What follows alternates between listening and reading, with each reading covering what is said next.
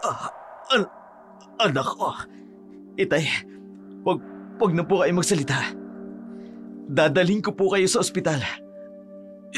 Hindi na, Gabriela. Kailangan mong malaman na ang aswang sila ang... Alam ko po, Itay. Nakita ko po sila. Pero bakit kayo? Bakit kayo na aking ama? Ang tungkulin ng albularyo hindi lamang pagpapagaling, kundi mag-iingat din sa komunidad mula sa masamang elemento. Ipagtatanggol natin ang mga mahihina.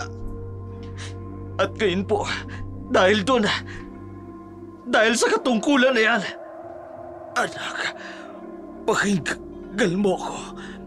Ang ating kapangyarihan na ang kaalaman ng pagiging albularyo. Ito ang pamana ng ating mga ninuno. Ngayon, sa iyo ko ipapasa. Hindi po dapat, Itay. Marami kayong dapat na ituro sa akin. Nasa dugo mong lahat, anak. Tandaan mo, ang magiging albularyo hindi lang tungkol sa paggagamot, kundi sa pagprotekta sa mga taong nangangailangan. Itay, ipinapangako ko, ipagpapatuloy ko po ang iyong nasimulan. At ang mga suwang na yan, hindi ko sila paliligtasin. Hindi ko sila palalagpasin.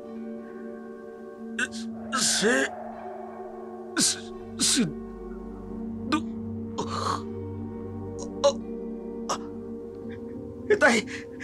Itay, sino? Sino may kagagawa nito, Itay? Itay, sumagot kayo! Itay! Pumikit ang mga mata ni Mang Densyo. Dala-dala ang hindi natapos na pangungusapa at ang misteryo na nais niyang ibunyag sa kanyang anak. Ipinapangako ko, Itay. Hindi ako titigil hanggat hindi ko nahanap ang pumatay sa inyo. Ipagpapatuloy ko ang ating tungkulin bilang albularyo. Ipaghihiganti ko kayo, Itay. Pagkalipas ng mga buwan, matapos ang kamatayan ni Mang Densyo, malayo ang nilakbay ni Gabriela mula nang lisanin niya ang kanilang nayon. Bawat sityo, bawat baryo na kanyang napupuntahan, binibigyan niya ng pansin. Naghahanap ng mga palatandaan ng mga aswang na pumatay sa kanyang ama. Sa kanyang paglalakbay, nakarating siya sa isang malayong lugar, ang sityo Kagbunga. Sa harap ng isang lumang bahay kubo, nakaupo si Mang Domeng. Nang mapansin niya ang isang binatang papalapit. Gabriel? Ikaw ba yan? Mang Domeng, hindi ko po alam na dito pala kayo nakatira.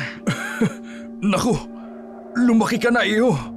Kamukhang-kamukha mo ang iyong ama. Pero, bakit ka napunta rito sa aming sityo? Siguro ho, alam niyo na kung nangyari kay Itay. Oo, nabalitaan ko. Napakabigat nun para sa ating lahat. Si Densyo, napakabuting albularyo. Kaya po ako nandito. May nakapagsabi po sa akin, may aswang daw po sa lugar na to. Oo nga. May mga kwento nga. Pero Gabriel, mag-ingat ka. Hindi biro ang paghahunting ng mga aswang. Kaya kung maaari lang, sana na may kalimutan mo na ang plano mong paghiganti. Kung ito lang ang magiging mitya ng buhay mo. Alam ko po. Pero kailangan kong gawin para sa Itay ko. Dumito ka muna sa amin. Mahirap maglakbay mag-isa sa ganitong lugar. At saka, marami akong kwento tungkol sa iyong ama na marahil gusto mong marinig. Salamat po, Mang Doming. Alam ko po maaasahan kayo. Tulad ng pag-asa sa inyo ni Itay noon. Halika, pumasok ka na. May mainit na sabaw ako sa loob. Pag-usapan natin ang nangyari sa iyong ama. Pagpasensyahan mo na pala kung hindi na ako nakadalaw man lang kahit sa buro lang iyong ama. Pumasok si Gabriel at Doming sa bahay kubo. Hindi alam ni Gabriel na ang taong kanyang pagkakatiwalaan ay may nakatagong madilim na sikreto. Kinaumagahan, habang naglalakad si Gabriel sa palengke ng sitio ng Kagbunga, maraming matandang babae ang napatitingin sa kanya, nagbulong-bulungan at napapangiti sa tuwing dumadaan siya. Naku, sino kaya ang binatilyong yon? Abay, ang gwapo! Nakaibang lugar yata, no? Nakita ko siya kasama ni Mang Doming kahapon. Naku, mag-iingat siya rito. Maraming nagnanais sa mga binatang kagaya niya. Nang makabalik si Gabriel sa bahay ni Mang Doming, sinalubong siya ng matandang albularyo na may pag-aalala sa muka. Iyo, napansin ko lang sa palengke kanina. Ano po yun, Mang Doming? Maraming nakatingin sa'yo. Lalo nang matatanda nating kababaihan. Ganun po ba? Siguro po, hindi lang sila sanay sa mga bagong mukha rito. Hindi mo naiintindihan, Gabriel. Sa lugar na ito, hindi lahat ng nakangiti ay kaibigan. Ano pong ibig niyong sabihin? May mga nilalang dito na nagnanais sa mga kagaya mo. Mga binatang malakas, makikisig. Alam mo ba kung bakit? Hindi ho. Mas masarap daw ang laman ng mga kagaya mo. Mas matapis ang dugo ng mga binatang katulad mo. Mga aswang? Kaya mag-iingat ka, Gabriel. Hindi mo alam kung sino ang tao o kung sino ang nagpapanggap lamang. Maaring ang ngiting nakikita mo ngayon ay mga pangil na pala mamayang gabi. Salamat po sa pagbababala ninyo, pero yun din po ang dahilan kung bakit ako naparito. Para hanapin sila. Oo nga, pero tandaan mo, minsan ang pinakamagandang bitag ay ang hindi mo inaasahan. Hindi alam ni Gabriel ang mga babalang iyon. Pagkatapos ng mga pagpapaalala ni Mang Doming sa kanya, naisipan ni Gabriel na kailangan niyang makilala ang lugar. Hindi siya mapanatag hanggat hindi niya nalalaman ang bawat sulok ng sitio Kagbunga, kung saan maaaring nagtatago ang mga aswang. Mag-isa niyang tinungo ang nasabi ng ilog. Bali-balita kasi mula sa ibang bayan na may itinatagong ganda ang Kagbunga, lalo na sa mga ilog dito. Yun nga lang, pinamumugaran daw ito ng mga kakaibang nilalang. Magtatanghaling tapata nang lakbayin niya ang daan patungo sa ilog.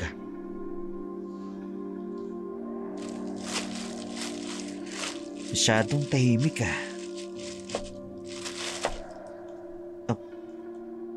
Sino yan? Ibon lang pala. Medyo nailang ako sa lugar na to . Pero bakit parang pamilyar? Dito muna ako magpapahinga sa malaking bato sa gilid ng ilog.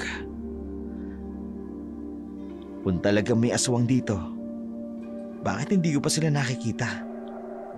Baka nakikita ko na sila, pero hindi ko lang alam. Ilalabas ko ang aking anting-anting bilang albularyo. Nabigay sa akin ni Itay. Sakaling may sumalaki na aswang, may panangga akong magagamit. Itay, sana gabayan mo ko. Tulungan mo kong makilala kung sino ang dapat kong pagkatiwalaan. Maya-maya pa may narinig siyang tinig ng babaeng kumakanta sa malayo. Kinakanta nito ang awiting theme song ng Titanic. Itaw pala sa ganitong oras. Masundan nga ang tinig. Tumayo siya para sundan ang tinig. Hindi niya alam na ito na ang simula ng hindi inaasahang pakikipagsapalaran. Habang sinusundan ni Gabriel ang misteryong tinig, nang marinig niya ito sa ilog, hindi niya napansin, lumalalim na ang kanyang pagpasok sa gubata. Nang mawala ang tinig, sa kanya lamang napagtanto na hindi niya na alam ang kanyang kinalalagyan. Teka, saan na ba ako napunta? Hindi ko na makita ang daan pabalik. Nang biglang dumulas ang kanyang mga paa sa tabi ng bangin.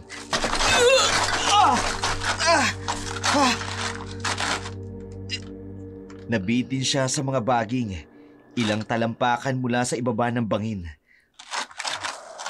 Diyos ko! May kakaiba siyang narinig mula sa itaas. Nang tingnan niya, nakita niya ang isang makamandag na ahas na para bang naghahanap ng madadaanan pababa. Hindi! Huwag kang lumapit dito! Huwag kang lumapit! Pero patuloy na gumagapang ang ahas pababa.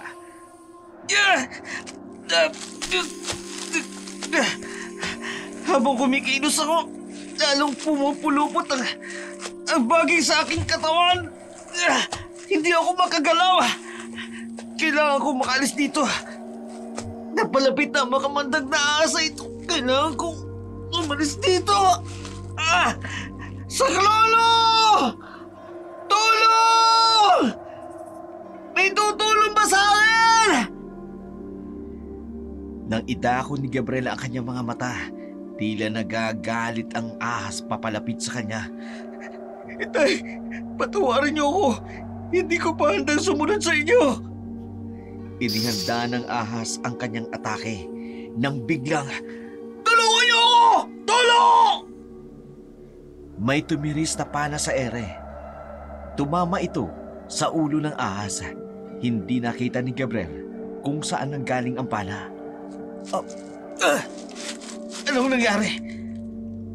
Napalingon siya sa paligid pero wala siyang makitang tao. Ang dating buhay ng ahas nakahiga na lamang sa tabi niya. Patay na ito. Sinong tumulong sa akin? Tahimik lang ang paligid.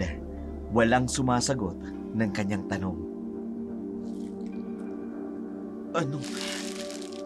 Anong nangyari? Sino ka? Nasaan ka? Gusto kitang pasalamatan! Kailangan makalis ako rito.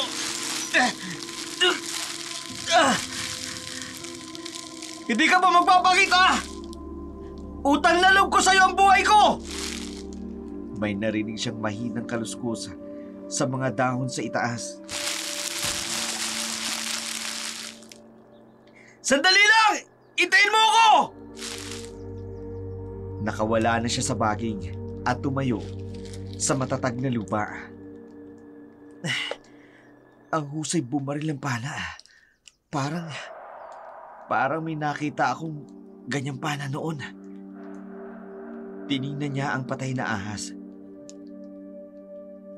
Hindi ordinaryo yung namana nito ng ganitong kasanayan.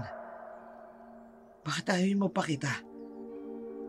Sino ba talagang babaeng yun na tumulong sa akin? May nahulog na dahon mula sa puno. Nang tingnan niya ito, may bakas ng yapak sa lupa. Mga bakas papunta sa direksyon ng ilog. Siguro, may dahilan ko bakit hindi siya nagpakilala. Pero, magkikita pa rin tayo at personal ako magpapasalamat sa'yo. Pagkabalik ni Gabriel sa bahay ni Mang Doming, hapon na noon. Pawis at putik ang kanyang damit at halata sa kanyang muka ang pagod at pagkalito sa nangyari. Nakaupo si Mang Doming sa harapan ng bahay at naghihintay sa kanya. Gabriel! Saan ka ba nanggaling? Bakit ganyan ang itsura mo? Mang Doming, may kakaiba po nangyari sa akin. Umupo ka muna. Mukhang napagod ka ng gusto. Salamat po. Ano ba nangyari? Napadpad po ako sa may bangin. Muntikan na po ako mahulog. Tapos may ahas pa. Ahas? Sa may bangin? Opo, malaking ahas na makamandag. Akala ko talaga katapusan ko na. Paano ka naman nakatakas? May tumulong sa akin. Pero hindi ko nakita kung sino. Sino kaya yun? Walang masyadong pumupunta sa lugar na yun. May pana siyang ginamit. Napakahusay ng pagkakatira niya sa ulo ng ahas. Pana? Hindi karaniwan ang gumagamit ng pana dito. Gusto ko po sana magpasalamat sa kanya. Kaso ayaw niyo magpakita. Gabriel, mag-ingat ka. Hindi lahat ng tumutulong ay kaibigan. Minsan, may ibang dahilan kung bakit sila tumutulong. Anong ibig niyong sabihin? Basta, huwag kang masyadong magtitiwala. At higit sa lahat, huwag ka nang babalik dun sa bangin. Maraming mapanganib na nilalang dun. Kinaumagahan, matapos ang pangyayari sa bangin, inaya ni Mang Doming si Gabriel na magsanay sa pagiging albularyo, lalo na sa pagsasagawa ng ritual. Sa likod ng bahay, may inihanda siyang mga halamang gamot at mga kagamitan. Gabriel, ipakita mo nga sa akin kung paano gumawa ng lunas sa kagat ng ahas. Ganito po ang turo sa akin ni Itay. Una po, kailangan ng daon ng bayabas, kalyanag tsaka luya. Ngayon, anong orasyon na ginagamit? Kalikasan, dagat at lupa. Bigyan niyo ako ng kapangyarihan. Napansin ni Doming na mas matindi ang epekto ng orasyon ni Gabriel kesa sa kanya. Sandali. Paano mo nalaman ang pangalawang bahagi ng orasyon? Hindi ko pa naituturo yun. Kay Itay, itinuro niya po sa akin ang mga orasyon mula pagkabata. At itong panggagamot sa masasamang hangin? Bago pa matapos magsalita si Mang Doming, nagsimula ng maganda si Gabriel ng tambal. Dapat po bang gamitin ang 10 uri ng dahon? O mas mabisa po ang 7 lang? Oo, tama ka. 7 uri nga pala. Tapos po, dapat sabay-sabay ang pagbibigkas ng orasyon habang hinihintay ng mga dahon. Hindi po ba? Wala na yata akong dapat ituro pa sa'yo, Gabriel. Ang galing-galing mo na. Hindi naman po. Marami pa akong dapat matutunan. Hindi. Tama na ito. Mas mahusay ka pa kaysa sa akin. Tahimik na pinagmasdan ni Doming si Gabriel. Naabala sa paghahalo ng gamot. Hindi napansin ang kakaibang ekspresyon sa muka ng matanda. Matapos ang araw ng pagsasanay, kasama si Mang Doming, mag-isa si Gabriel sa maliit na kwarto. Tanging ang liwanag ng gasera na nagbibigay ilaw sa madilim na silid. Hawak niya ang lumang anting-anting ng kanyang ama. Itay, nasaan na kaya ako sa ating laban? Tumingala siya sa bintana, pinanunood ang mga bituin. Alam ko po, nakikita niyo ko mula riyan. Nakikita niyo kung gaano ako kalayo sa ating layunin. Hinawakan niya na mahigpit ang anting-anting. Ang dami ko nang natutunan. Pero parang hindi pa rin sapat. Hindi pa rin sapat para mahanap sila. Maya-maya pa may tumulo ng luha sa kanyang mga pisngi. Kapag nakikita ko si Mang Doming, naaalala ko kayo. Ganyan din kayo magturo sa akin. Ganyan din kayong napatigil siya nang may maramdamang kakaiba. Pero may kakaiba. May kakaiba sa lugar na to. Hindi ko lang maintindihan. Tumayo siya at lumapit sa bintana. Pinapangako ko, Itay. Hindi ako titigil. Hindi ako magpapatinag hanggat hindi ko natutuklasan ang katotohanan. Hanggang hindi ko nahahanap ang pumatay sa inyo. Biglang umihip ang hangin na para bang tumutugon sa kanyang pangako. Kapag nahanap ko sila, sisiguraduhin kong pagbabayaran nila ang kanilang ginawa para sa inyo, para sa ating angkan ng mga albularyo, Itay. Sa labas ng kwarto, hindi niya alam na may nakikinig sa kanyang mga salita. Si Mang Doming na may malalim na pagkabahala sa kanyang mukha. Matapos ang gabing puno ng pagninilay, maaga pa lamang ay nagising na si Gabriel. Naabutan niya si Mang Doming sa kusina na naghahanda ng almusal. Aba, ang aga-aga mo namang gumising, Gabriel. Opo, may balak po kasi akong puntahan. Saan ka pupunta ng ganitong oras? Sa ilog po. Balak ko magpalamig doon at maglaban ng mga damit. Sa ilog? Medyo mapanganib dun ah. Wala pong problema. Susundan ko lang po ang bakas na aking dinaanan. Hindi na po ako dadaan sa Matalahib. Noong una nakaraan na naligaw ako eh. Sigurado ka ba? Pwede naman kitang samahan. Naku, hindi na po kailangan, Mang Doming. Nakakaya naman po sa inyo. Hindi ka ba natatakot? Lalo na't may nangyari na sa'yo dun. Albularyo po ako, Mang Doming. Alam ko po kung paano pangangalagaan ang sarili ko. Ay, kagabataan nga naman. Pero Gabriel, may mga bagay-bagay dito sa aming lugar na hindi mo dapat baliwalain. Tulad po ng... May mga nilalang na hindi mo inaasahan. Lalo na sa mga liblib na lugar tulad ng ilog. Kagaya po ba ng mga aswang? Oo. At kung ano-ano pang mga bagay na hindi mo dapat pakialaman. Pero, di ba yun din yung dahilan kung bakit ako narito? Para hanapin sila. May tamang panahon para sa lahat, Gabriel. Minsan, ang mga bagay na hinahanap natin ay nasa harap lang natin. Pero hindi pa tayo handa para doon. Hindi ko po kayo maintindihan. Basta, kung makakita ka ng kahit anong kakaiba, umalis ka kagad. Huwag mong susubukang kausapin o lapitan. Pati po ba yung nagligtas sa akin noon? Lalo na yon. Hindi lahat ng tumulong ay kaibigan, Gabriel. Sige ho. Mag-iingat po ako, Mang Doming. Sigurado ka bang ayaw mo talagang samahan kita? Huwag na ho, nakakaya sa inyo. Kaya ko na ho. Kung ganon, dalin mo ito.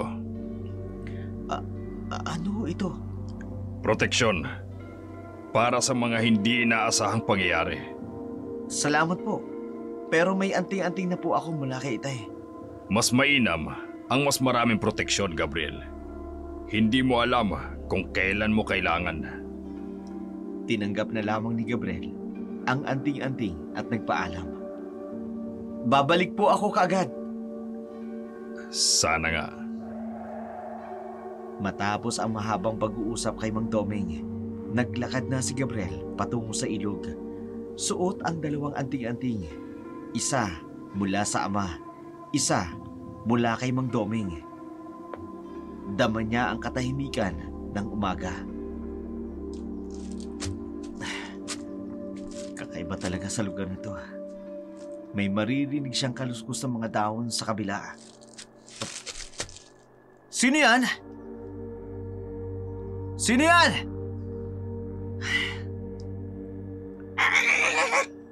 Isang ibon lang pala. Bakit ba ako kinakabahan? Para ako may hinihintay o may hinahanap. Papatuloy na ako sa paglalakad. Nasaan ka? Ikaw yung tumulong sa akin nun, di ba? Bakit hindi ka magpakita? Tumingala siya sa mga puno. Hindi ko maintindihan. Pero parang dapat ba kitang makilala? May mahinang hangin ang dumaan na tila bumubulong.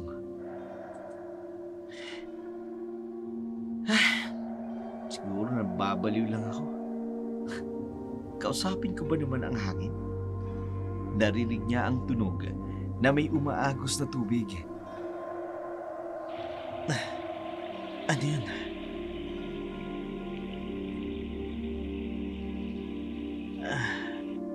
Ang dating maingay na mga ibon ay nanahimik sa pagitan ng mga dahon ng kawayan. Nakita niya ang isang anyo sa tubig. Isang dalagang nakasuot ng puting damit, nagniningning sa sinag ng araw. Hindi ako nagkamali. May tao nga. Nagtago siya sa likod ng puno. Pinagmasdan ang misteryosang dalaga.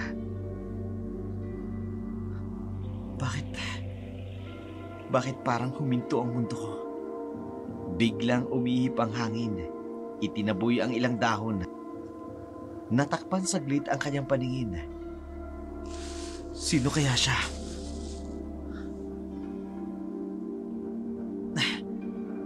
Hindi ko siya nakikita dito sa sityo.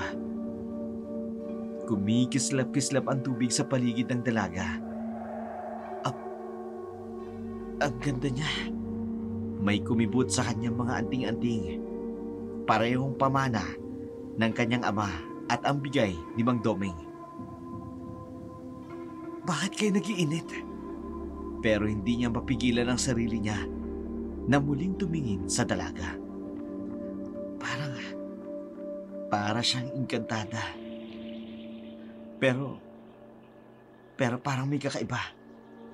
Naramdaman niyang may dumaan sa kanyang likuran. Nang bumalik ang kanyang tingin sa ilog, nawala na ang dalaga. Tanging ang mga alon ng tubig lamang ang naroroon. Hindi mawala sa isip ni Gabriel ang misteryosong dalaga na kanyang nakita. Naglakad-lakad siya sa tabi ng ilog. Umaasang muli itong makikita. Sa kanyang paghahanap, nakarinig siya ng mga hibag. Hindi isa, kundi dalawa. O higit pa, maya-maya pa'y nakarinig siya ng isang nakatatakot na sigaw. Sa di kalayuan, nakita niyang muli ang dalaga sa puting damit. Pero ngayon, may dalawang lalaki na ang humarang sa kanya. Isa, may hawak sa braso nito, habang ang isa naman, may hawak na patalim. Uy, ang ganda mo naman. Bakit mag-isa ka lamang dito? Bitiwan niyo ako. Dapat kasi, hindi ka nagpapakita dito mag-isa. Oo nga. Masyadong mapanganib. Sinabi ko nang bitiwan niyo ako. Tingnan natin kung gaano kakaganda sa ilalim ng damit na yan. Huwag kayong lalapit. Napansin ni Gabriel na may kakaiba sa mga mata ng babae. Parang nagbabago ang kulay. Pero bago pa man niya ito maintindihan kung ano man yun, nakita niyang hinila na ng mga lalaki ang damit ito. Huwag ka nang magpumiglas. Masasaktan ka lang. May biglang kumislap sa mga mata ng babae. Isang sulok ng galit at takot na magkahalo. Sinabi ko nang... Pero bago pa man matapos ang kanyang pangungusap, narinig ni Gabriel ang sarili niyang boses. Itigil niyo yan! Napalingon ang lahat sa direksyon ni Gabriel. Doon nagsimula ang isang labanang magbabago ng takbo ng kanilang buhay. Nang marinig ang sigaw ni Gabriel, natigilan ang mga lalaki. Sa isang iglapa, nakita ni Gabriel ang isang nakataling kahoy sa gilid ng ilog. Dinampot niya ito. Walang pag-aalilangang sinugod ang mga lalaki. Bitiwan niyo siya! Sino ka ba? Pakiramero ka! Ang mga katulad niyo, ang dahilan kung bakit hindi ligtas ang mga tao dito! Gusto mo ring masaktan, ano? Wag! Lumayo ka! Delikado sila! Sinubukan ni Gabriel na hampasin ng kahoy ang unang lalaki. Pero mabilis ang ikalawa. May kumibot sa dilim at naramdaman ni Gabriel ang sakit ng talim sa kanyang tagiliran. Biglang nagbago ang hangin. Dumilim ang paligid. Kahit na tanghaling tapata, naramdaman ng unang lalaki ang kakaibang lamig. Pare! May kakaiba sa kanya! Nakita ng lalaki ang mga mata ng babae, pulang-pula, na nakatingin sa kanila. Diyos ko! Tumakbo ang unang lalaki. Halos mapatid ang kanyang pagkatakot. Hindi maintindihan ng ikalawang lalaki ang nangyayari. Hoy! Saan ka pupunta? Tuwag! Pero nang lumingon siya sa babae, nakita niya ang dahilan. Matapos tumakbo ng una, naiwan ang ikalawang lalaki na nakatitig sa babae. May nakita siyang hindi maipaliwanag at sa isang iglap, nawala rin siya sa takot. Nang mapawi na ang tensyon, lumapit si Naya kay Gabriel na nakahawak pa rin sa kanyang tagiliran. Di ako nagkakamali. Ikaw nga. Ano bang sinasabi mo? Ang pana. Yang panang tumama sa ahas noong isang araw. Namuntika na ako mahulog sa bangin. May dugong tumutulo dyan sa tagiliran mo. May gana ka pang magkwento. Tinignan ni Gabriel ang mukha ng babae. Tila nakalimutan ang sugat. Sigurado ako, ikaw yung nagligtas sa akin noon. Salamat. Salamat sa pagliligtas mo ngayon. Okay lang yun. Malaya naman sa bituka eh. Biglang napadila si Naya nang may kakaibang kislap sa mga mata. Oh, bakit? Nagutom ako bigla sa mga lalaking yon. Kailangan ko nang umuwi. Sandali lang. Iatid na kita. Huwag na. Delikado. Baka hinahanap na ako sa amin. Pero Salamat uli. Pero kailangan ko nang umalis. bago pa man makasagot si Gabriel, mabilis nang naglakad papalayo ang babae. Ang bilis siya maglakad. Siguro dahil taga-bundok. Pinagmasdan ni Gabriel ang papalayong anyo ng babae. Pero hindi pang bundok ang ganda niya.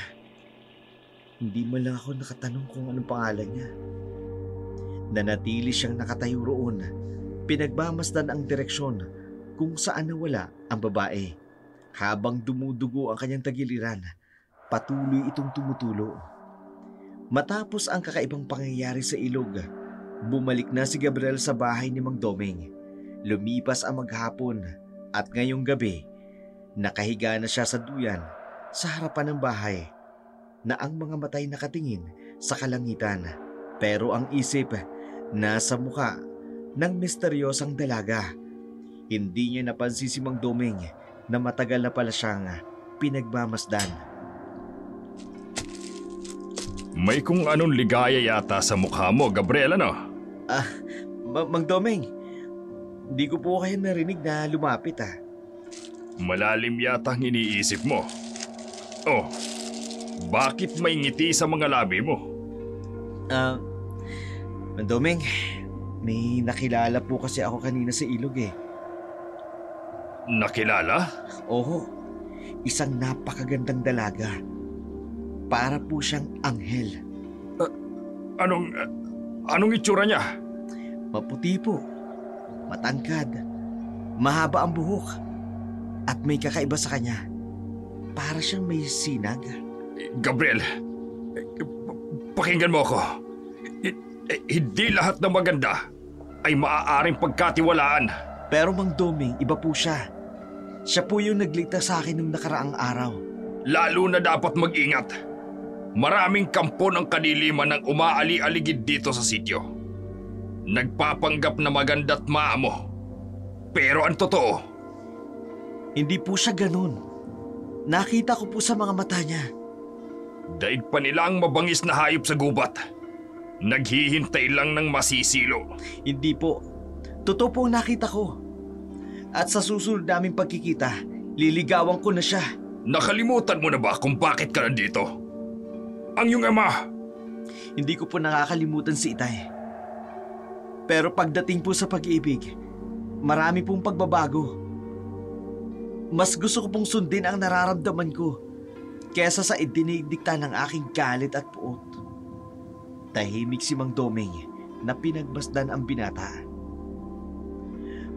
Ngayon ko lang po ito naramdaman. Ang ganitong pakiramdam. Parang kompleto ang buhay ko. Ay, Gabriel, ang pag-ibig na yan, maaaring maging sandata laban sa'yo. Oo, maaring maging daan para mahanap ang bagong layunin sa buhay. Tumalikod si Mang Doming, hindi na nakatingin pa sa binata. Sa dilim ng gabi, habang nakaupo si Doming sa harapan ng altara, hindi mapakali ang matandang albularyo. Ang mga salita ni Gabriel tungkol sa dalagang nakita niya sa ilog ay patuloy pa rin umaalingaw sa kanyang isipan. May kakaiba sa tono ng binata. Isang uri ng pagkahaling na hindi pangkaraniwan na parabang isang mahiwagang kapangyarihan ang humihila sa puso nito. Kinuha ni Doming ang kanyang lumang manuskrito ng kanyang orasyon at ritual. Sa mahinang liwanag ng kandila, binuklat niya ang mga pahinang naninilaw na sa edad, mga pahina na naglalaman ng sinaunang kaalaman tungkol sa mga gayuma at kulam ng mga aswang. Dahan-dahan niyang hinimas ang mga simbolo ng titik na nakaukit sa papel habang ang kanyang mga mata ay nagniningning sa pag-aalala. Hindi ako maaaring magkamali.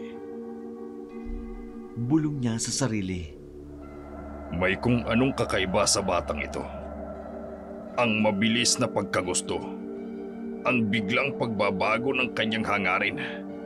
May sumpa ito ng aswang. Sa madilim na silid kung saan nakatayo ang altara, tumayo si Mang Doming. Matapos ang kanyang mahaba-habang pagninilay, may hawak siyang manuskrito ng isang kamay at kandila naman sa kabilang kamay. Dahan-dahan siyang naglakad patungo sa kusina. Kailangan kong subukan para sa kanya. Narinig niya ang mga yabag ni Gabriel na papalapit sa kanya. Mang Doming, gising pa pala kayo? Gabriel, mabutit gising ka pa. May gusto sana akong ipainom sa'yo. Ho?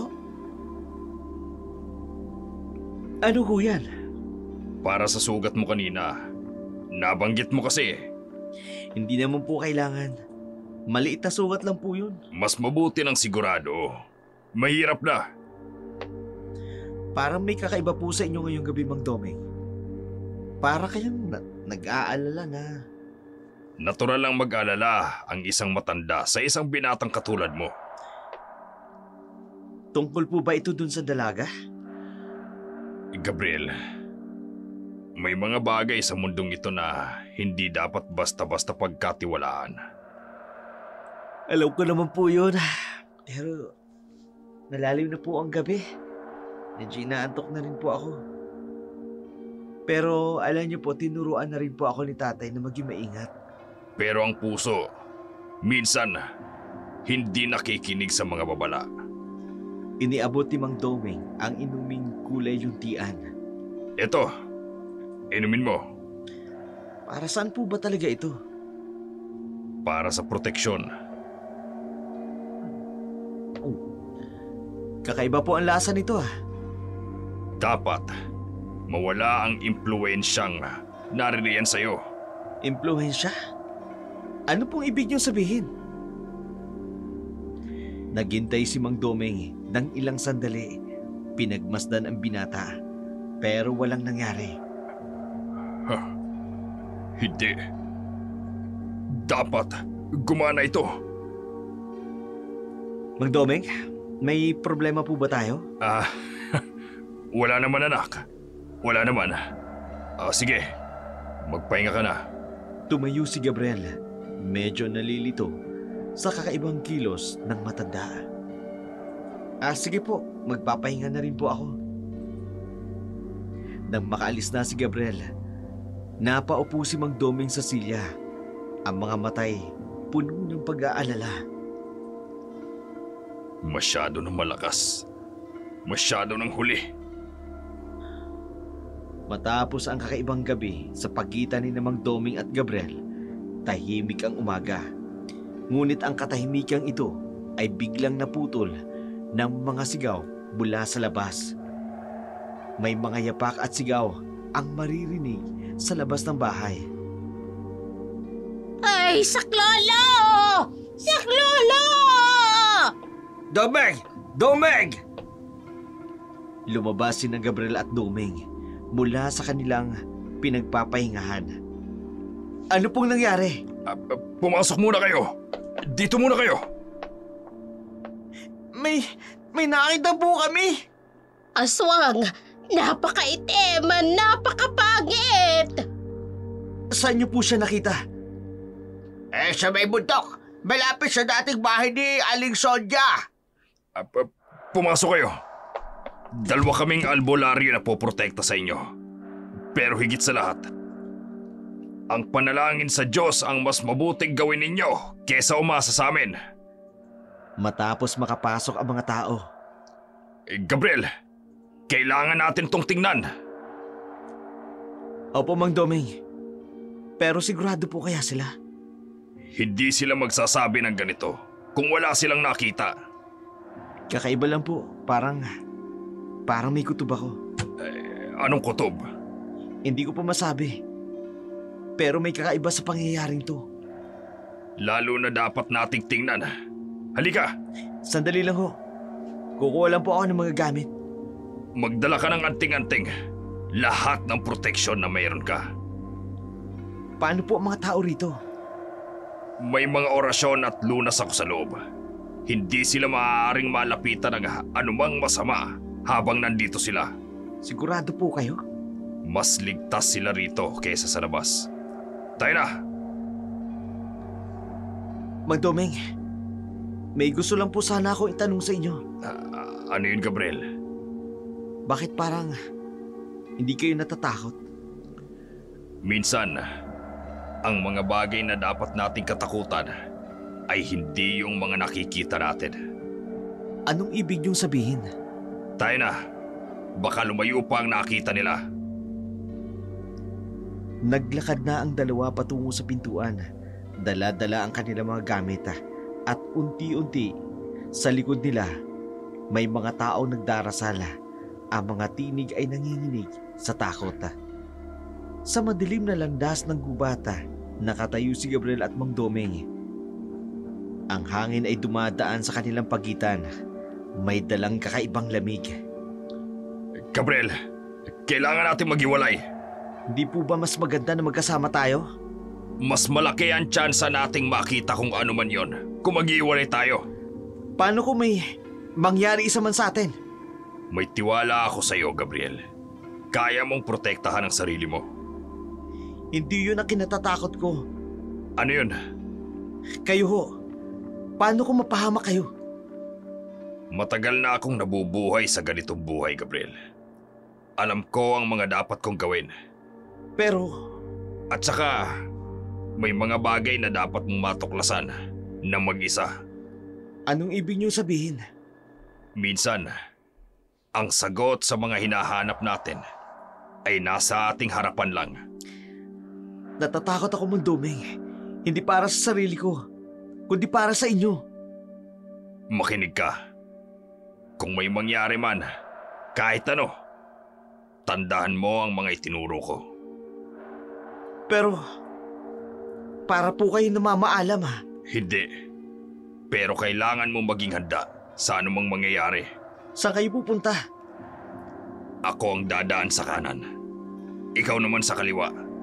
Doon sa may bandang ilog. Sa may ilog? Oo. May problema ba? Wala ho, pero... Mag-iingat ka. Lalo na kung may makita kang pamilyar. Tumalikod si Mang Domeng, pero bago umalis... Gabriel, Po? patawad sa lahat.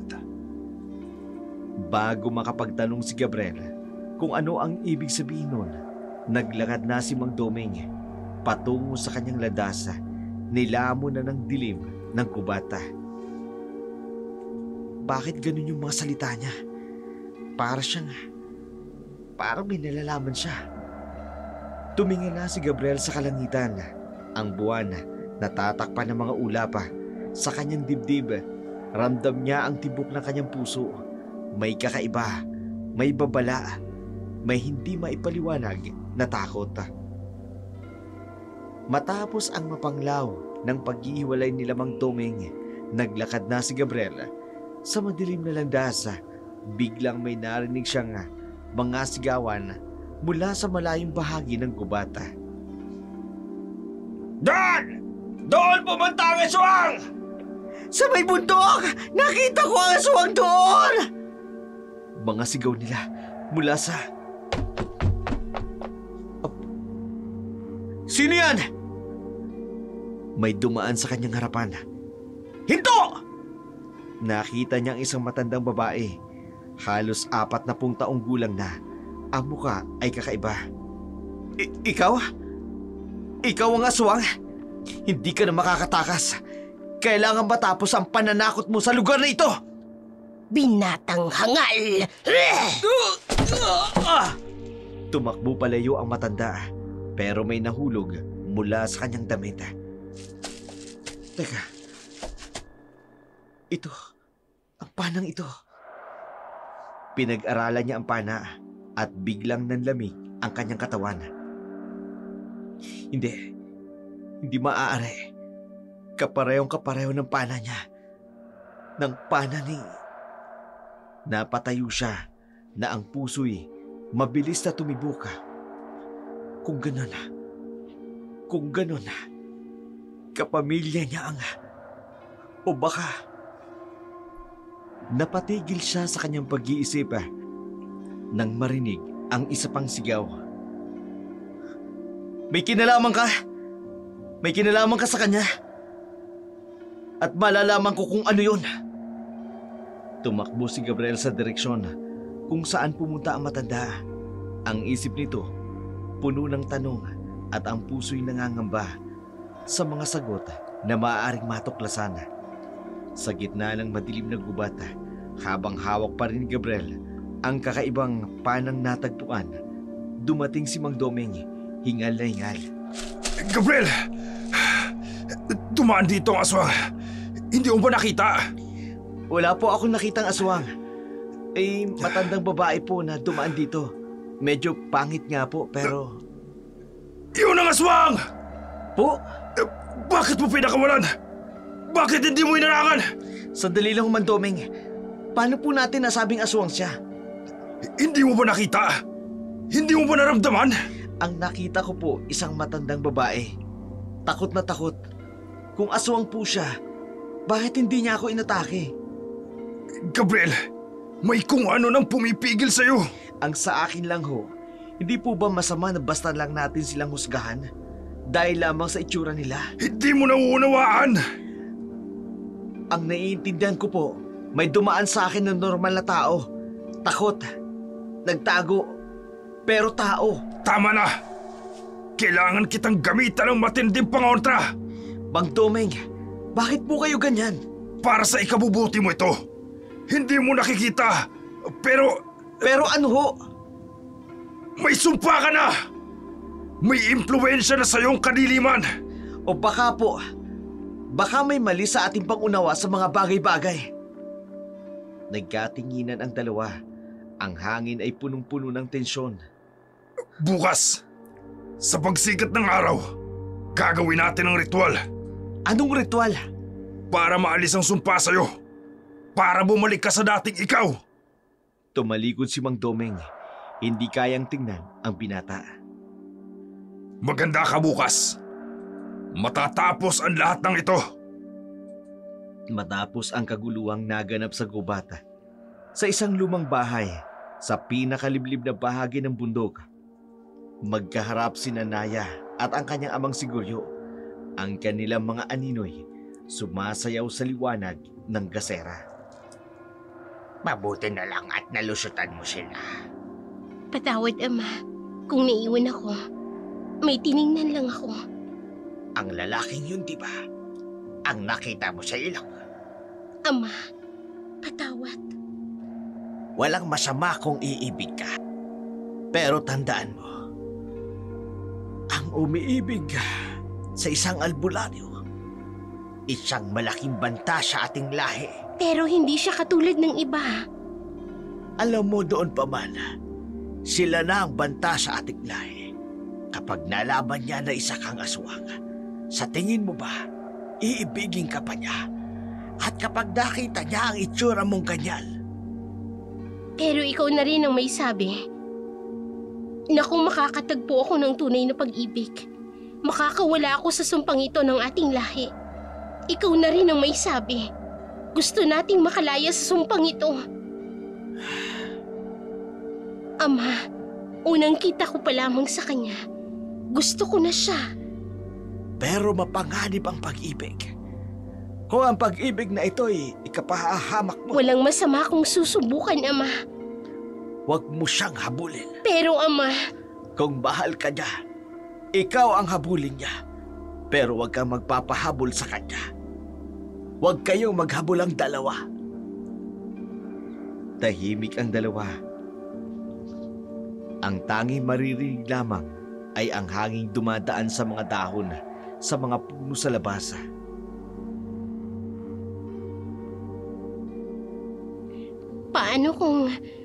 paano kung siya na ang hinihintay nating pagkakataon?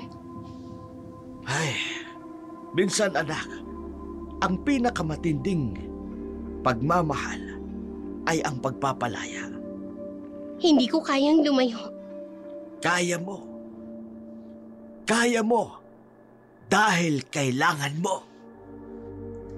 Niyakap ni Guryo ang kanyang anak habang sa labas, ang buwan ay unti-unting natatakpan ng mga ulap tulad ng kanilang pag-asang natatakpan din ng kadiliman. Sa unang sinag ng araw, tahimik na lumabas si Gabriel sa bahay ni Mang Domeng. Ang kanyang mga hakbang mabibigat, ngunit tiyak ang patutunguhan. Sa kanyang bulsa, naruroon rin ang misteryosong pana. Sa kanyang dibdib, tumitibok ang pusong umaasam. Sa may ilog, kung saan ang tubig ay kumikinang sa umaga, nakatayo si Gabriel. Pinagmamasdan niya ang bawat sulok, bawat anino, bawat galaw ng hangin. Bakit ganito? Bakit parang nararamdaman ko darating ka? Maya-maya pa'y may narinig siyang mahinang kaluskus ng mga dahon. Dahan-dahang lumitaw ang babae sa kanyang harapan. Nakasuot ito ng puting damit na ang muka ay nakayuko. Alam ko babalik ka, Hindi dapat ako nandito. pero nandito ka na. Delikado ito. Delikado? Para kanino? Para sa ating dalawa. Ito ba? Ito ba ang dahilan? San mo? Kahapon, may nakita akong matanda. Nahulog niya ito. Hindi mo dapat. Sino siya? Kapamilya mo? Gabriel, may mga bagay na mas mabuting hindi mo malaman. Bakit? Dahil ba sa sinasabi nilang aswang ka? Natigilan si Naya. Ang mga mata ay nanlaki. Hindi ako naniniwala. Hindi ka katulad nila. Paano mo nasabi? Dahil nakikita kita. Hindi ko anong sinasabi nila, kundi ikaw, ang tunay na ikaw. Tumulo ang luha sa pisngi ng babae. Kahit ano pa ang katotohanan, kahit ano pang sekreto mo, nandito ako. Sa parehong lugar sa tabi ng ilog kung saan nagsimula ang kanilang kwento, magkahawak ang kamay ni Gabriel at Naya. Ang dating nag-aalilangan na palitan ng matinding pagmamahal, ngunit ang mga mata ni Naya ay nananatiling may takot. May gusto akong sabihin sa'yo. Gabriel, Hindi ko na kayang itago ang nararamdaman ko para sa'yo. huwag. Hindi dapat. Mahal kita. Simula nung una pa lang kitang nakita. Pero hindi mo ko kilala. Hindi mo alam. Anong hindi ko alam? Paano kung hindi ako ang iniisip mong ako? Anong ibig mong sabihin? Paano kung ang nakikita mo hindi totoo? Paano kung panlabas na anyo lang ito? Hindi na mahalaga sa akin yun. Hanggang kailan mo kayang panindigan ang sinasabi mo? Hanggang kailan ka mananatili?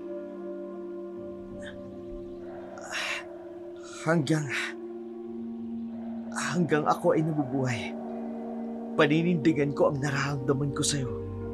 Kahit ano pang mangyari. Kahit ano pa ang totoo. Kahit ano pa man ang sekreto mo. Natatakot ako, Gabriel. Sa ano? Sa araw na makita mo ang tunay na ako. Nakikita na kita. Dito. Matapos ang mainit na tagpong yun sa ilog, dumaliw ang katahimikan sa paligid nila. Ngunit puno ito ng damdamin. Napalitan ng pag-asa ang takot sa mga mata ng babae habang si Gabriel nakatitig sa kanya, puno ng tiwala at pagmamahal. Simula ngayon, wala ka nang itatago. Ano mang sikreto mo tatanggapin ko. Kaya sabihin mo sa akin, kahit ano pa yan. Gabriel, hindi ganun kadali. Kung mahal mo rin ako, subukan mo magtiwala. Ako na ang bahala kung ano pa ang darating. Paano mo nasabing mahal kita? Wala pa akong sinasabi. Minsan, may mga bagay na hindi na kailangan sabihin. Nababasa ko sa mga mata mo, sa paraan ng pagkilos mo. Pero kung hindi totoo, sabihin mo na sa akin ngayon. Hindi makasagot si Naya.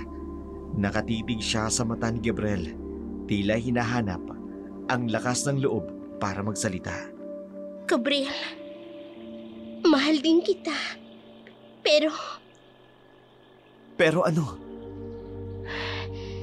may bahagi sa sarili ko na maaaring hindi mo kayanin. Bahagi ng pagkatao ko na ikagugulat mo. Hindi mo ba ako nakilala? Hindi mo ba alam? Sanay akong harapin ang mga bagay na mahirap ipaliwanag. May tapang ka, Gabriel. Pero may mga bagay na kahit ang tapang mo, maaari ring masubok. Kung hindi ko susubukan, paano ko malalaman kung hanggang saan ang kaya ko para sa'yo? Sa puntong yun, napagtanto ni Naya na walang saysay ang pagtatago. Nagpasya siyang magsalita. Gabriel, gusto kong malaman mo ang totoo. Handa ako makinig. Huminga ng malalim si Naya, sa kamarahang nagsalita. Ako ay kabilang sa mga nilalang na itinuturing ninyong halimaw. Aswang, Gabriel. Hindi ako katulad ng iniisip mong tao. Sandaling tumigil ang mundo para kay Gabriel. Ang kanyang puso ay tumibok ng mabilis. Ngunit hindi ito dulot ng takot, kundi ng pagkalito. Ikaw? Aswang? Oo. Ngunit hindi ibig sabihin na wala akong puso. Na hindi ako nagmamahal. Na hindi ako tao sa damdamin. Sa halip na magalit o umatras, ngumiti si Gabriela. Hindi ako naniniwala sa hato lamang ng tao. Kung ikaw ay aswang, paano mo ko iniligtas sa sawa? Paano ko nararamdaman ang kabutihang ito sa'yo? Gabriel, natatakot akong masaktan ka ng aking nakaraan. Pero ngayon, natatakot akong mawala ka dahil sa totoo kong pagkatao. Wala kang dapat ikatakot. Hindi mo kasalanan ang pagiging ikaw. At kung ang pagmamahal ko ay totoo, kaya kong tanggapin ang lahat tungkol sa'yo. Sa wakas, naramdaman ng babae ang kagaanan ng kanyang puso, ang bigat na matagal niya lang dinadala, tila ay gumaan. Gabriel, salamat. Pero hindi ito nangangahulugang tapos na ang laban natin. Alam ko, marami pang pagsubok, pero sabay nating haharapin. Magkahawa kamay silang lumayo. Sa tabi ng ilog, tila walang anumang makapagpapahiwalay sa kanila. Ngunit sa likod ng bawat tagumpay ay banta ng isang bagong laban. Sa dilim ng gubat, isang anino ang lumitaw. Tahimik itong nagmamasid, puno ng galit at paghihiganti. Ang pag-ibig ninyong dalawa ang magiging dahilan ng inyong pagbagsak. Habang humuhupa ang init ng araw, dahan-dahang nilukuban ng dilim ang paligid. Nagmamadaling maglakad si Naya palayo sa ilog. Nais niyang makalayo kay Gabriel bago pa siya mahulog ng tuluyan sa pagmamahal na alam niyang hindi niya dapat maramdaman. Ngunit si Gabriel, hindi basta-basta susuko. Natatanaw niya ang papalayong anyo ni Naya. At sa kabila ng pagtutulito, sinundan niya ang babae sa tahimik na landasa na may mga puno sa gilid. Naya, sandali lang! Gabriel, sinabi ko nang huwag mo akong sundan. Paano kita hayaang maglakad mag-isa ng ganitong oras? Mapanganib dito! Hindi mo naiintindihan. Hindi ikaw ang dapat na mag-alala sa akin. Ako ang dapat na mag-alala para sa'yo. Bakit naman? Kaya kong alagaan ang sarili ko. Albularyo ako, di ba? Gabriel, kung alam mo lang kung gaano kalaki ang panganib na dala ko sa'yo, hindi mo na sana ako hinanap. Di mo ba naiintindihan? Walang panganib na hindi ko kayang harapin. Lalo na kung kasama ka. Masyado kang tiwala. Masyado kang mapusok. Ang mundo ko, hindi mo mundo. Ang buhay ko hindi para sa isang katulad mo. Kung hindi mo talaga gusto ako, kung hindi mo ko gustong maging bahagi ng buhay mo, bakit di mo masabi ng diretso? Sabihin mo sa akin ngayon at aalis ako. Gabriel, hindi ko masabi dahil hindi yun ang totoo. Kung ganun, wala kang dahilan para itulak ako palayo. Magtulungan tayo, Naya. Harapin natin ang takot mo. Hindi mo naiintindihan. Sa likod ng bawat ngiti ko, sa likod na bawat sandaling magkasama tayo, may mga matang nakatingin. May mga nilalang na nakamasid. At darating ang araw na baka hindi kita magawang protektahan. Sino? Sino ang mga nagmamasid? Sino ang dahilan ng takot mo? Hindi lang sila. Ang sarili ko, Gabriel. Hindi mo ko kayang protektahan mula sa akin. Subukan mong patunahin ko. Hindi kita iiwan. Naya, kahit gaano pa kahirap, sabihin mo lang sa akin ng lahat. Ngayon na! Gabriel, hindi ko alam kung handa kang marinig ito. Hindi ako magtatanong kung hindi ko handang harapin o hindi ko handang pakinggan ang mga sagot mo. Sandaling natahimik si Naya. Tila nag-iisip. Maya-maya pa'y tinanggal ang kamay mula sa pagkakahawak ni Gabriel. Tumalikod. Humakbang ng ilang metro palayo. Saka nagsalita. Ang pamilya ko, ang lahi ko, may sumpa. Hindi kami basta tao. Ang dugo namin ay may halong kadiliman. Kaya nila akong hanapin. Kaya nila akong tugisin. At ang sino mang pipiling lumapit sa akin, nagiging biktima rin. Kung ganon, hayaan mo kung maging panangga mo. Ang sumpa ng pamilya mo. Hindi ko kasalanan. Hindi mo kasalanan. Sama-sama nating harapin. Gabriel, bakit ka ganito? Hindi ka natatakot. Hindi ako natatakot sa pagmamahal, Naya. Mas natatakot ako mabuhay nang walang layunin. Biglang may narinig silang kaluskos mula sa gubata. Tumigil silang pareho. Ang mga mata ni Gabriel, alerto, habang si Naya naman napatitig sa dilim. Gabriel! Gabriel, umalis ka na. Ngayon na.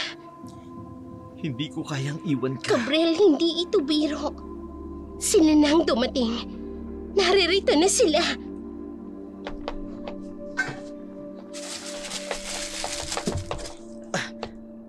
Hindi. Ang anting-anting ko.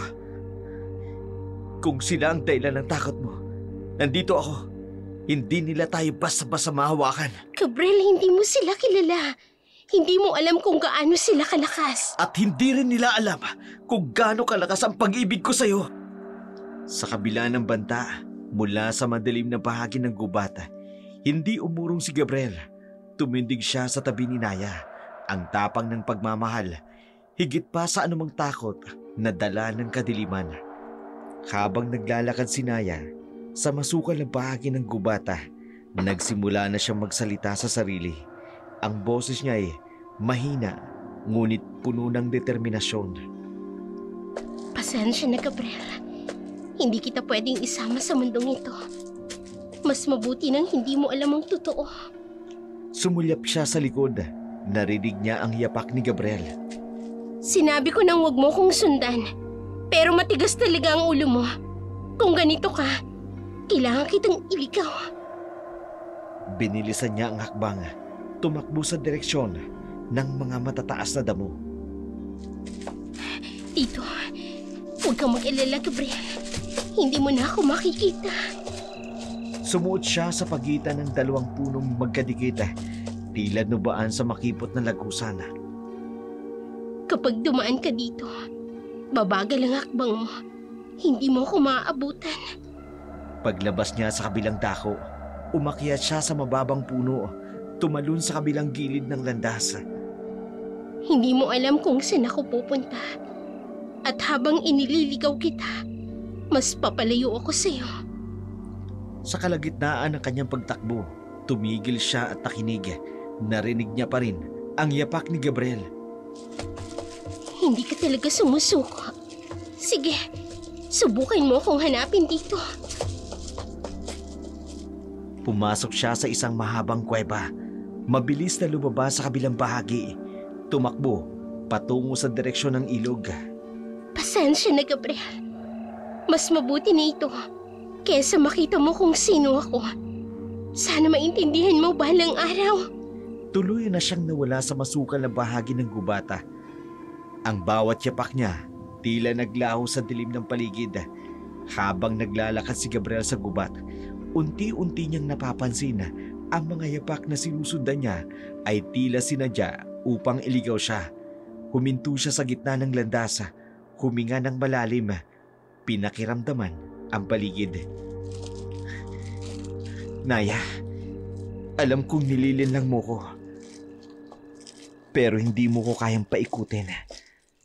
Marami na akong nalaman sa mga tanda ng kagubatan. Mula sa mga turo sa akin ni Itay. Hinawakan niya ang anting-anting sa kanyang leeg at nagsimulang magdasal ng mahina upang humingi ng gabay. Ipakita niyo sa akin ang tamang daan, Itay. Tulungan mo kong mahanap siya. Pagkatapos ng orasyon, napansin ni Gabriel ang maliit na sanga ng puno na tila bagong putol pa lamang na nakalapag sa gilid ng landas.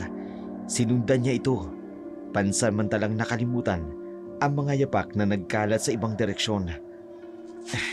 Ito ang palatandaan. Hindi lahat ng akala mong landas ang tamang daan. Lahat ng gumagalaw sa kagubatan may naiiwang bakas, kahit gaano pa kaliit. Patuloy siyang naglalakad. Inisa-isa niya ang mga palatandaan sa paligid. Ang mga dahong may gasgas, ang lupa na bagyang natapakan, ang mga sanga na hindi natural na nakapwesto. Kilala na kita, Naya. Hindi ka sanay na magtago sa mga tulad ko. Hindi mo na ako malilinlang. Nang makarating siya sa isang parte ng kubata, tila mas madilim at mas makitid.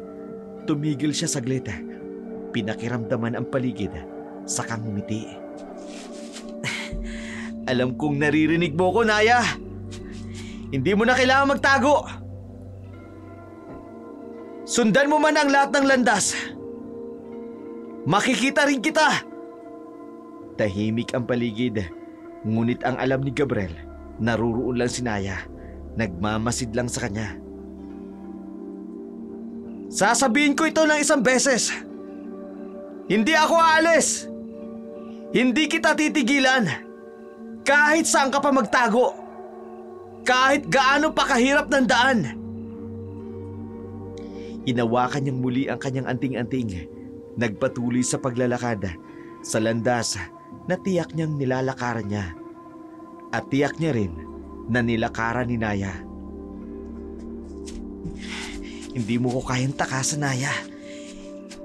Hindi. Habang kaya ko pang makita ang mga tanda na iniwan mo. Patuloy niyang sinundan ang landas. Tiyak na makararating siya sa kinaroroonan ni Naya. Habang nasa loob ng kanyang bahay si Naya, humihingal pa rin matapos ang kanyang bagtakas.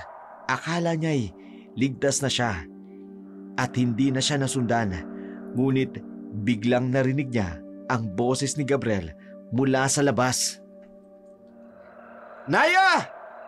Alam ko nandyan ka! Huwag ka na magtago! Paano siya nakarating dito? Agad siyang lumabas ng bahay at hinarap si Gabriel na mukhang pagod din pero determinadong makita siya. Gabriel! Anong ginagawa mo dito? Paano mo ako nasundan? Sinabi ko na sa'yo na albularyo ako, di ba? Hindi ako basta-basta maliligaw. Gabriel, umuwi ka na. Delikado ang lugar namin. Maraming tulisan ang nagagawi rito. Bakit naman kita iiwan dito? Hindi kita iiwan na mag-isa. Hindi ako aalis. Hanggat di ko nakikitang ligtas ka. Gabriel, hindi mo naiintindihan. Kung makita ka nila, baka isipin nilang espiya ka. Delikado talaga dito. Mas delikado kung iiwan kita mag-isa. Hayaan mo na akong siguraduhin maayos ang kalagayan mo bago ako umalis. O ano? Hindi ka makapagsalita? Ano pa bang kinatatakot mo? Gabriel, hindi mo kailangan gawin ito. Sanay akong mag-isa. Pero hindi mo kailangan mag-isa. Hindi. Habang nandito ko. Sandaling natahimik si Naya. Napaisip kung paano haharapin ang katigasan ng ulo ni Gabriel. Maya-maya, nagsalita siya ng mas malumanay. Sige na. Kung ayaw mo talagang makinig, bahala ka. Pero umalis ka kaagad pagkatapos nito, ha? Sige, aalis ako. Pero at least man lang, alam ko na kung saan kita dadalawin. Gabriel, hindi mo kailangang bumalik dito. Mahirap kasi hindi ka makita eh. Alam ko na kung saan ka hanapin. Alam ko na kung nasaan ang daan. Wala nang nasabi si Naya. Tumalikod siya at pumasok sa bahay. Iniwan niya si Gabriel na nakatayo sa labas na tila ba sinisigurado ang kaligtasan niya bago ito magpasyang umalis. Sa isang madilim na silid ng lumang kubo, magkasamang nakaupo si Gregorio at Naya. Halata sa mukha ni Naya ang pag-aalala habang ang ama ay tahimik na nagmamasid sa kanya. Mabuti na lang. Nailigaw mo siya. Hindi niya alam na hindi ito ang tunay nating tirahan. Akala niya lang ligtas ka na. Oo, Ama. Pero kahit anong gawin ko, parang hindi siya titigil. Ramdam kong totoo ang sinasabi niya. Totoo ang hangarin niya sa akin. Totoo man o hindi, hindi yon ang dapat mong isipin. Ang problema, paano kapag natuklasan niya ang totoo? Anong totoo, Ama? Na ang hinahanap niyang mga pumatay sa kanyang ama ay ang mga kauri natin. Ama, paano kung malaman niya yon? Paano kung malaman niyang may kinalaman tayo? Yun nga ang problema. Madaling magtanim ng galit ang mga katulad nila. Lalo na kapag tungkol sa pamilya. Kung malalaman niya na aswang ang pumatay sa ama niya, tapos na ang lahat. Matatapos na ang maliligayang araw mo. Hindi naman ako ang pumatay, Ama. Hindi naman ako ang may kasalanan. Hindi na yon ang mahalaga sa kanila. Sa oras na malaman niya mula sa ating lahi ang gumawa nito, magiging pare-pareho na tayo sa paningin niya. Baka ikaw ang pagbalingan ng galit niya. At kung mangyari yun, baka siya ang pumatay sa'yo. Ama, hindi siya ganon. Iba siya. Alam kong may puso siya.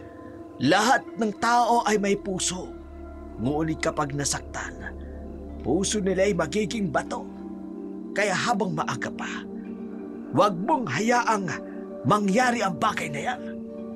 Pero paano, Ama? Paano kung hindi ko siya kayang layuan? Naya, kung hindi mo siya kayang layuan, siguraduhin mo hindi niya kailanman matutuklasan ang katotohanan. Dahil kapag nalaman niya, wala na tayong ligtas. Sandaling natahimik ang silid. Tangi ang tunog ng hangin mula sa labas ang maririnig. Nakatingin lamang si Naya sa kanyang ama. Iniisip kung paano niya mapipigilan ang hindi maiiwasang pagkasira ng kanyang relasyon kay Gabriel. Kinaumagahan sa gilid ng ilog kung saan madalas magtagpo sina Naya at Gabriel. Tahimik na nakaupo si Gabriel habang hinihintay ang pagdating ng dalaga. Ang liwanag ng araw ay tumatama sa kanyang muka, ngunit hindi nito maalis ang bigat na nararamdaman. Nang makita niyang dumarating ang dalaga, agad siyang tumayo, puno ng pananabik. Akala ko di ka darating. Ito na ang huling beses, Gabriel. Tara, huling beses? Anong ibig mong sabihin? Gabriel, hindi ito tama. Ang relasyon natin, hindi ito magtatagal. Mas mabuti pang tapusin na natin habang maaga pa. Hindi ko matatanggap yan. Hindi ko kayang mawala ka. Gabriel, mahalaga ka sa akin. Pero hindi sapat ang pagmamahal para magtagumpay ang tulad natin. Hindi kailanman magiging maligayang relasyon natin. Bakit? Dahil ba sa takot mo? Ano ba kinatatakot mo, Naya? Dahil kapag nalaman mo ang totoo, kasusuklaman mo ko. Baka patayin mo pa ako. Then sabihin mo sa akin. Sabihin mo ang totoo. Ano man yan, hindi magbabago ang nararamdaman ko. Gabriel! Kalahi kong pumatay sa tatay mo! Biglang natahimik si Gabriel. Parang tumigil ang mundo sa kanyang narinig. Ngayon, sabihin mo kung totoo pa rin ang nararamdaman mo. Ngayon na alam mo na.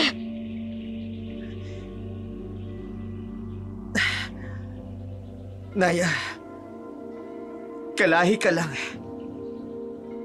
Pero hindi ikaw ang pumatay sa ama ko. Gabriel, Paano kung ginagamit mo lang ako para mahanap ang tunay na pumatay sa tatay mo? Paano kung ito lang ang paraan para makaganti? Paano mo nasasabi yan? Hindi kita kilala nung una pa man. Hindi ko alam ang sekreto mo. Hanggang sinabi mo lang sa akin ngayon. Kung hindi mo sinabi, hindi ko malalaman. Kaya nga mas mabuti pang lumayo na lang ako. Para hindi mo na kailangang masangkot pa sa mundo ko.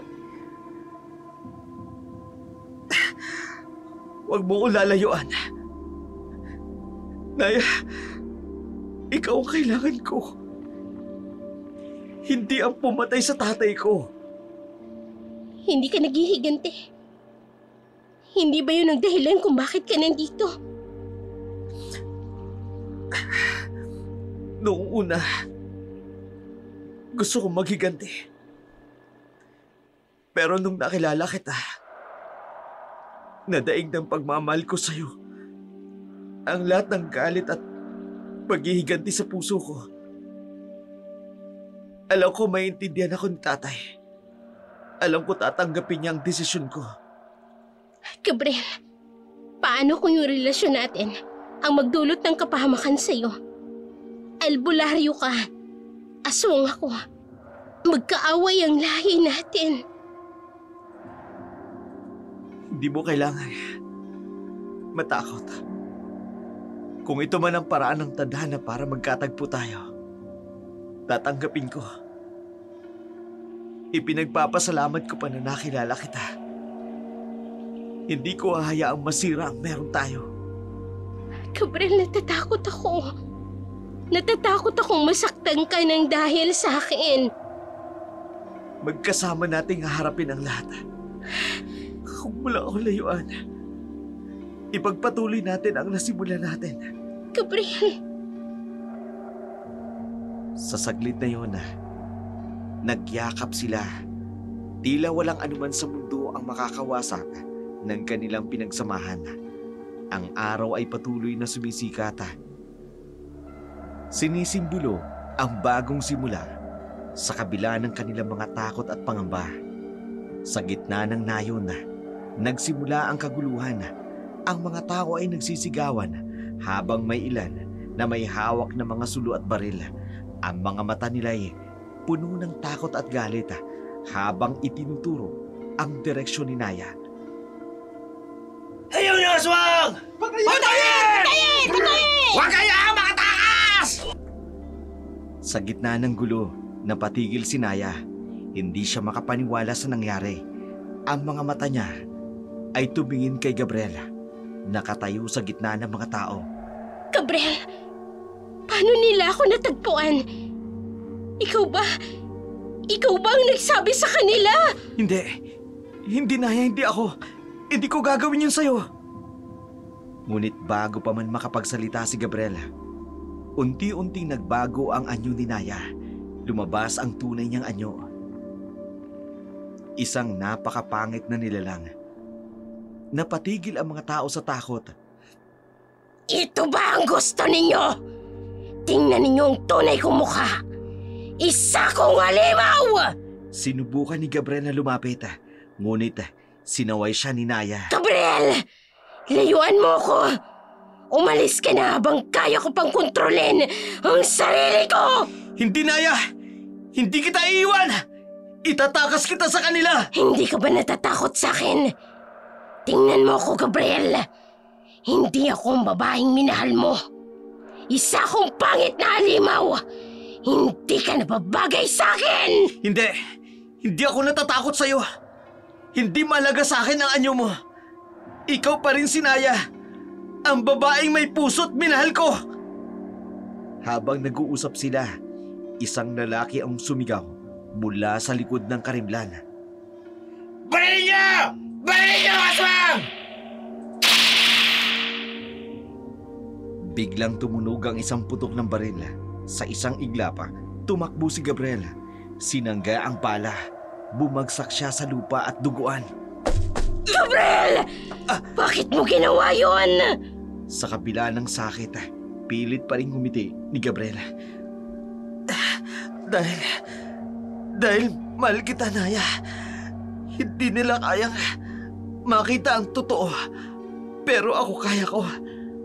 Umiyak si Naya habang dahan-dahan niyang hinahaplos ang mukha ni Gabriel. Unti-unti siyang bumabalik sa kanyang dating anyo. Maganda, ngunit puno ng pighati. Biglang dumating si Goryo. Tinulungan si Naya habang itinuturo ng mga tao. Tumigil kayo! Hindi lahat ng aswang ay halimaw. Huwag kayong magpapadala sa takot ninyo! Ngunit ang sigaw ni Domeng na puno ng galit. Ang mga kampo ng demonyo! Nandito! Ang mga aswang! Huwag tayong magpalinlang! Habang kinakaladkad ni Goryo si Naya palayo, umiiyak ng malakas si Naya. Ayaw niyang iwan si Gabriel. Gabriel! Huwag mo akong iwan! Hindi kita kayang iwan! Naya, ligtas ka na. Yun ang malaga sa akin. Gumalaw ang mga tao at nagkagulo. Si Domeng naglabas sa mga orasyon habang si Goryo mabilis na dinala si Naya palayo sa panganib. Naiwang duguan si Gabriel sa lupa. Ngunit ang mga mata niya hindi nawawala kay Naya kahit paunti-unti nang tumidilim ang kanyang paningin. Sa gitna ng kaguluhan, habang hawak ni Goryo si Naya, tinutulungan itong tumayo. Napuno ng galit at pagkadismaya ang kanyang boses. Tumayo siya sa gitna ng mga tao. Tumuto kay Domeng at binasag ang katahimikan. Sige! Ipagkanulo mo kami sa mga tao! Sabihin mo sa kanila ang lahat ng totoo! Na ikaw ay kauri namin! Na nagpapanggap lang na albularyo! Sabihin mo na ikaw ang pumatay sa ama ng binatang yan! Biglang tumigil ang lahat. Napatingin ang mga tao kay Domeng habang si Gabriel naman, kahit naduguan, pilit na tumayo. Mang Domeng, totoo bang sinabi niya? Sabihin mo ang totoo! Gabriel, hindi mo naintindihan. Ginagawa ko lang ang lahat ng nararapat para protektahan ang lugar natin. Protektahan! Sa anong paraan? Pinatay mo ang sarili kong ama! Oo! Ako ang pumatay sa kanya. Siya ang hadlang sa lahat ng plano ko. Hindi niya kayang tanggapin ang kailangan nating gawin para mabuhay ang mga tao rito. Biglang natahimik ang paligid. Si Gabriel, kahit hirap na hirap, lumapit kay Domeng. Hawak ang sugat sa kanyang tagiliran. Bakit man, Domeng? Bakit yung ginawa yun? Ama ko siya! At wala siyang ginagawang masama sa inyo! Ginawa ko yun dahil ayaw niyong sumama sa akin. Siya ang tanging may kakayaang pigilan ako sa paggamit ng kapangyarihan ng mga aswang. Kinakailangan ko silang kontrolin para masunod ang gusto ko. Sinira niyo ang lahat! Ang tiwala ko sa inyo! Ang pamilya ko! Ngayon ano ang gagawin mo? Ano pang natitira sa inyo? Ngayong alam mo na ang totoo. Anong gagawin mo? Parurusahan mo rin ba ako? Gaganti ka ba tulad ng ibang albularyo? Gabriel, ito ang katotohanan. Huwag mong hayaang lilagin ka pa ng taong ito. Gabriel! Tama na! Hindi mo kailangan gawin ito! Hindi ako katulad mo, Domeng. Hindi ako katulad mo na papatay lang para masunod ang gusto mo. Napaka-idealista mo, Gabriel. Tingnan natin kung kaya mong panindigan yan kapag dumating ang oras! Humakbang si Gabriel, ngunit biglang bumagsak dahil sa kanyang sugat. Nagmamadaling lumapit si Naya upang alalayan siya. Gabriel, tama na. Hindi mo kailangang labanan ang sugat mo. Naya, huwag kang mag-alala. Hanggang kaya ko pa, lalaban ako para sa totoo. Habang pinalilibutan ng takot, galit at puot ang paligid, nanatiling matatag si Gabriel. Ang desisyon niya ang magiging daan ng katarungan sa gitna ng kaguluhan. Sa kabila ng tensyon sa pagitan ni Gabriel at Doming, bumagsak ang bigat ng katotohanan katulad ng malalakas na kulog sa maulap na gabi. Ang sigaw ni Gabriel ay nagdala ng katahimikan sa paligid at ang mga taong nagbamasid nagsimulang magtanong sa kanilang mga sarili kung sino ang tunay na kalaban. Nang bumalot na ang dilim, nagdulot ito ng mas mabigat na damdamin sa bawat isa. Si Gabriel, kahit sugatan, tumayo ng matatag. Ang kanyang mga matay nakatuon kay Doming, puno ng galit at hinanakit. Matagal mo kaming niloko! Pinaniwala mo kami na kakampi ka namin!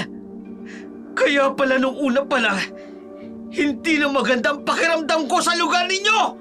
Gabriel, mali ang iniisip mo. Hindi mo naiintindihan kung bakit ginawa ko ang lahat ng ito. Kaya pala gano'n na lamang pag nanais ng tatay ko. Nabanggitin ang pangalan mo bago siya namatay. Dahil ikaw ang totoong pumatay sa kanya! Ginawa ko lang ang nararapat, Gabriel. Ang tatay mo, ang balakid sa mga plano ko. Hindi niya naiintindihan ang mas malawak na larawan. Mas malawak na larawan? Patayin mo ang sarili mong kaibigan! Para lang sa sarili mong kapakanan! Yan ba ang sinasabi mong dahilan? Gabriel, tama na. Huwag mo nang dagdagan pa ang galit. Hindi makabubuti sa iyo. Paano ko titigil, Naya? Ito ang dahilan kung bakit namatay ang tatay ko. Ito ang dahilan kung bakit nawala sa akin ang lahat. Domeng! Aminin mo na ang lahat. Wala ka nang matatakasan. Oo! Ako ang pumatay sa tatay mo, Gabriel! Pero hindi dahil gusto ko, kundi dahil kailangan kong gawin yon para matupad ang plano ko! Plano? Anong plano mas malaga sa buhay ng isang tao? Higit pa sa buhay ng tatay ko! Ang mundo ay hindi kasing linaw ng iniisip mo. Minsan, ang kailangang isakripisyo ay ang pinakamahalaga para sa mas malaking layunin. Hindi ko matatanggap yan! Ang ginawa mo hindi kailanman magdudulot ng katarungan! Ang ginawa mo'y kasakiman! Kung gano'n ang tingin mo, wala na akong magagawa. Pero Gabriel, alalahanin mo to. Sa huli, malalaman mong tama ang ginawa ko. Gabriel, tama na. Huwag ka nang lumapit. Baka masaktan ka pa lalo. Hindi ko kailanman hayaang makatakas ka, Doming! Sisiguraduhin ko pagbabayaran mo ang lahat ng ginawa mo! Sa puntong yun, lumapit na ang mga tao. Dala ang kanilang mga sulo at armasa. Nakatingin kay Domeng. Ang takot at galit ay halatang halata sa kanilang mga muka. Napalingon si Domeng. Sa kanyang paligid, napagtanto niyang wala na siyang lusot. Kung ganito rin lang ang katapusan, sige! Tingnan natin ngayon kung sino ang malakas dito! Habang naghahanda ang mga tao na sugurin si Domeng, isang matinding pagyanig ang naramdaman sa lupa. Tila nagpapahiwatig ng mas malalim pang gulo na paparating. Matapos ang matinding paghihirap ni Gabriel at Domeng, nagdilim ang kalangitan. Ang hangin ay lumakas. Tila nagpapahiwatig ng malapit ng labanan. Ang mga tao sa paligid ay nagtipon. naguguluhan at natatakot sa mga nangyayari. Si Doming nagsimula ng magbago at ipakita ang kanyang tunay na anyo bilang isang gabunan. Naglaban sina Doming bilang gabunan sa tunay nitong anyo at natalo si Doming. Sa gitna ng nayon, nagharap sina Gabriel at Doming. Ang mga mata nila ay puno ng galit at determinasyon. Mang Doming, hindi ko papayagang saktan mo ang mga tao! Hindi mo ako mapipigilan! Mas makapangyarihan ako kaysa sa'yo! Hindi ako natatakot sa inyo. Lalabanan kita hanggang sa huli! Sige! Ipakita mo ang tapang mo! Tingnan natin kung hanggang saan ang kaya mo! Biglang nagbago ang anyo ni Doming. Naging isang mabangis na gabunan. Siya ay may nakatatakot na anyo. Si Doming pala ang gabunan! Tumakbo na tayo! Ay sige! Bilis na! Oo, akala natin! Tumutulong na sa atin! Pero kapun pala siya ng demonyo! Takbo na tayo! Bilis! Sandali! Huwag kayong matakot! Magtulungan tayo! Wala kayong laban sa akin! Susuklian ko kayo ng pag-iganti! Mag-iingat ka! Malakas si Doming! Alam ko, Naya! Pero hindi ako susuko! Sinugod ni Doming si Gabriel. Umiwas si Gabriel. Naganda ng kanyang anting-anting. Hindi uobra sa akin ang iyong mga anting-anting! Ang pananampalataya ko ang magbibigay sa akin ng lakas. Sinimula ni Gabriel ang kanyang orasyon. Diyos ko, tulungan niyo po ako. Ikaw ang aking kalasag. Ikaw ang aking tagabantay. Liwanag ng kabutihan. Protektahan mo kami laban sa kasamaan. Napaatras si Doming. Tila nasasaktan sa orasyon ni Gabriel. Ano tong nararamdaman ko? Yan ang kapangyarihan ng kabutihan! Hindi ako matatalo ng isang tulad mo! Sumugod muli si Doming kay Gabriel. Mabilis na umiwas si Gabriel. Inulit ang kanyang orasyon. Sa ngalan ng makapangyarihang Diyos, sa ngalan ng liwanag, mawala ka nawa sa dilim! Mas lalong nasaktan si Doming. Hindi! Hindi ito maaari! Gabriel, kaya mo yan! Nandito kami para sa'yo! Magtulungan tayo! Huwag tayong magpapatalo sa takot! Ang mga tao ay nagsimulang magdasal. Sumuporta kay Gabriel. Gabriel! Nasa likod mo lang kami! Labanan mo si Doming! Labanan mo! Labanan mo! Labanan mo! Labanan mo! Nagsimulang magdasal ang mga tao bilang suporta kay Gabriel. Tigil! Tigil na! Sumusuko ka na ba, Doming? Wala ka nang magagawa! Hindi ako susuko! Hindi niyo ako matutulo! Sa huling pagsubok, sinubukan ni Doming na gamitin ang natitira niyang lakas. Ngunit hinarangan siya ni Gabriel. Ito na ang katapusan mo, Doming! Hindi! Hindi ito ang katapusan ko! Biglang bumagsak si Doming sa lupa. Gabriel! Nagawa mo! Natalo mo si Doming! Hindi ko ito magagawa kung wala kayo. Salamat sa iyong tapang, Gabriel. Mabuhay si Gabriel! Mabuhay! Mabuhay! Mabuhay! Ang mga tao ay nagdiwang. Ang kasamaan ay napawi na. Ngayon, panahon na para maghilom ang ating nayon. Tama ka, Gabriel. Simula na ito ng bagong umaga. Magtulungan tayo upang hindi na maulit ang ganitong pangyayari. Sama-sama tayong babangon. Mula rito! Sa pagwawakas ng araw, ang nayon ay muling nagkaroon ng pag-asa. Si Gabriel, kasama si Naya at Goryo, naghanda para sa bagong simula. Matapos ang matinding labanan, unti-unting bumalik ang katahimikan sa nayon. Ang mga tao'y nagsimula na maghilom mula sa takot habang si Gabriel at Naya nananatili magkasama. Ang kanilang pagmamahalan kahit dumaan pa sa maraming pagsubok at mas matibay pa. Lumipas pa ang mga araw, naging mas malapit sila sa isa't isa. Sa isang umaga, sa harapan ng kubo ni Naya, nakaupo si Gabriel habang inaayos ang mga halamang gamot. Naya, may tatanong lang sana ako sa'yo. Ano yun, Gabriel? Paano kung may isa akong sikreto? Ano naman yun? May itinatago ka pala sa akin? Oo, pero dapat handa ka makinig. Sige, sabihin mo na. Ano ba talaga? Paano kung sabihin ko sa'yong gusto kitang ligawan uli? Pero ngayon, seryosong-seryoso na ako. Ligawan ulit? Hindi pa ba sapat na nagtiwala ako sa'yo? Iba kasi ito eh. Gusto ko talaga ipakita sa'yo na handa ako ibigay ang lahat para sa'yo.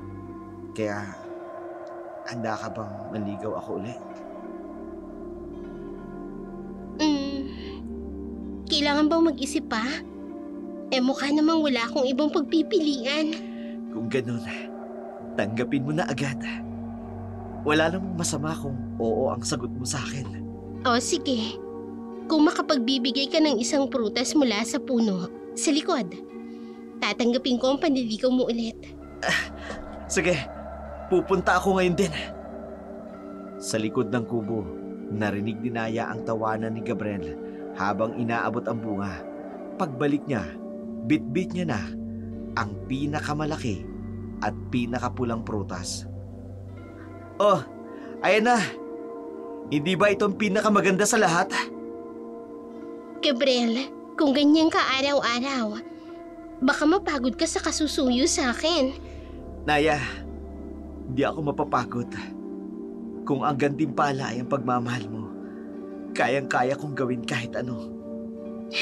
Ang drama mo. Pero sige na nga, tinatanggap ko na ulit ang panliligaw mo. Hindi mo na itatanong. Naging dramatista ako ng Bombo Radyo dati. Kaya siguro ganito ako.